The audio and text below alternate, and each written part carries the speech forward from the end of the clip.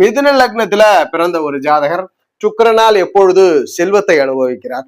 மிதுனத்தில் பிறந்தவருக்கு சுக்கிரன் என்ன தருகிறார்னா, முதல் விஷயம் 5ஆம் ஆதிபத்தியத்தை பெறுகிறார். அந்த 5ஆம் இடத்தின் மூலியமாக ஜாதகருடைய மனமகிழ்ச்சி எப்படி இருக்கு, என்டர்டைன்மெண்ட் பர்சனா.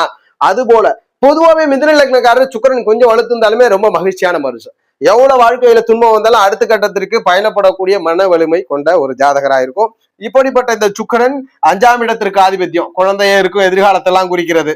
அது போல எதிர்கால சந்ததிகளை குறிக்குது, மனமகிழ்ச்சி, கிரியேட்டிவ், முன்னோர்களை குறிக்குது. 12ஆம் இடத்தையும் சுக்கிரன் தான் ஆளுமை செய்கிறார். அப்ப 12ஆம் இடம்ன்றது அயன சயன போகம், விரயபாவம். பெரும்பாலும் மிதுன லக்னத்தில் பிறந்து சுக்கிரன் ஸ்தான பலத்தோட இருக்கிறவங்க எல்லாம் வெளிநாடு தூரதேசத்துல இருப்பாங்க.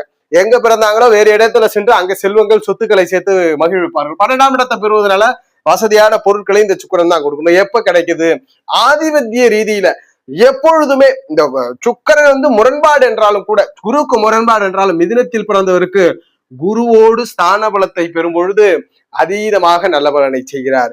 குருவோடு ஸ்தான பலத்தை பெறும் பொழுது, அது போல 12ஆம் ஆதிபத்தியத்தையும் பெறுவதனால் சனியினுடைய தொடர்பு, குரு சனி இந்த 2 கிரகங்களோட ஸ்தான பலுவுல இருக்கும் பொழுது சுக்கிரன் பெரும் செல்வங்களை தருகிறார். 8ஆம் இடத்தின் வாயிலாக வெளியூர் தூரதேசத்தை அனுப்பி, இந்த சனி 8, 9 ஆதிபத்திய கிரகம். சனியோட இருக்கும்போது வெளிநாடு தூரதேச வாழ்க்கையில வெற்றியை கொடுக்குது.